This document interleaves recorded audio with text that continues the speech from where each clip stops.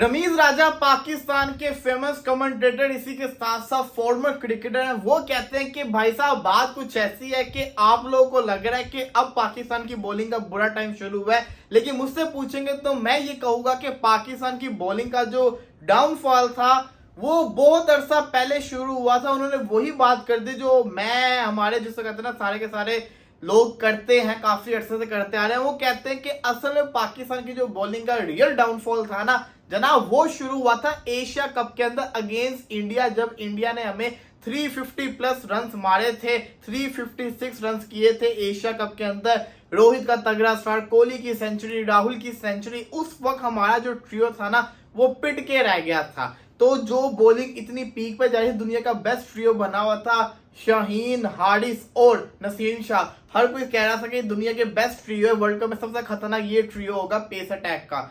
वो ट्रियो जो बर्बाद हो गया था वो इंडिया के उस मैच से हुआ था जब पाकिस्तान 228 रन से हारी थी।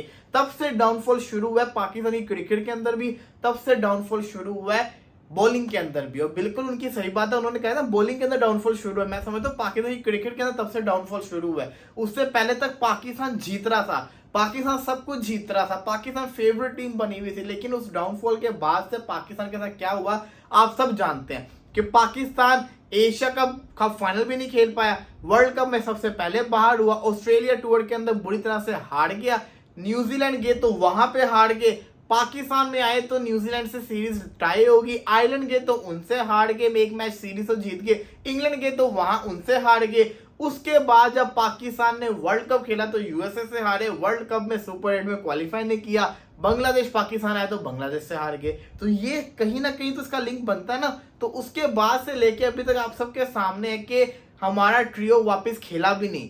जी हाँ, मैं बात जो कर रहा हूं आपने गौर करना है, उस मैच के बाद से लेके अभी तक नसीम शाह, हारिस रऊफ और आपके जिसको कहते हैं, बल्कि खेले आपस में तो खेला, सॉरी गलती होगी, इन्होंने वर्ल्ड कप में खेला तो है ट्रियो ने, लेकिन ओडीआई जिसको कहते हैं ना वो इन्होंने उस वक्त से नहीं खेला और टेस्ट नहीं खेला इस ट्रियो ने। तो ये जिसको कहते हैं ना चीज मैटर करती होती है। उनकी बात से मैं 100% एग्री करता हूँ, बल्कि मैं तो बड़े अरसे से बोल रहा था। असल में इंडिया ने खाली आपको मैच नहीं हराया था, आपके जो कहते हैं ना गरूर था, आपका जो एक मान था उसको तोड़ा था।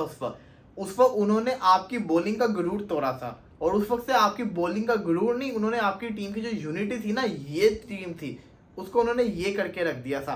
क्यों? क्योंकि उन्होंने आपको इतनी बुरी हार दी कि आप लोगों को जिसे कहते हैं ना, लोगों को बर्दाश्त नहीं हुआ। वो लोगों ने फिर जिसे कहते हैं क्रिटिसाइज करना शुरू कर दिया कि इतनी बुरी तरीके से आप कैसे हार गए, आपने फाइट ही नहीं की।